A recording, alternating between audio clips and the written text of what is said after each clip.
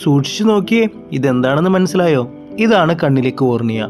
ഇത് മനസ്സിൽ വെച്ചോ. നമുക്ക് വിഷയത്തിലേക്ക് വരാം. നമ്മുടെ ശരീരം എന്നത് അത്ഭുതകരമായ പവർ സ്റ്റേഷനാണ്.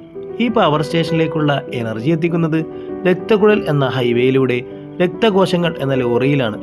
പലയിടത്തും രക്തം എത്തിയില്ലെങ്കിൽ അഥവാ രക്തക്കുഴൽ മുറിഞ്ഞു പോയാലോ തടസ്സപ്പെട്ടാലോ അവിടെയുള്ള ഭാഗം തളർന്നു പോകുകയോ നശിച്ചുപോയി ജീവഹാനിക്ക് തന്നെ കാരണമാകും. ശരീരത്തിന്റെ എല്ലാ ഭാഗത്തേക്കും രക്തോട്ടമുണ്ട്, എന്നാൽ ഒരു അവയവത്തിൽ രക്തക്കുഴലുകൾ ഇല്ല. ഏതാണെന്നറിയോ? അതാണ് കണ്ണിലെ കോർണിയ എന്ന ഭാഗം. കാഴ്ചയെ കേന്ദ്രീകരിച്ച് ഒരു വസ്തുവിൽ നിന്നുള്ള പ്രകാശത്തെ ഒരു സ്ഥലത്ത് വീഴുന്ന തരത്തിൽ പ്രതിഫലിപ്പിക്കാൻ സഹായിക്കുന്നത് കണ്ണിലെ കോർണിയയാണ്. അഴുക്ക്, പൊടി എന്നിവ കണ്ണിലേക്ക് വീഴാതെ സംരക്ഷിക്കുന്നതും ഇതേ കോർണിയ തന്നെ. അപ്പോൾ നമ്മുടെ കണ്ണിലെ കോർണിയക്ക് എത്രത്തോളം പ്രാധാന്യമുണ്ടെന്ന് മനസ്സിലായില്ലേ? സംരക്ഷിക്കുക നമ്മുടെ കണ്ണ് എപ്പോഴും.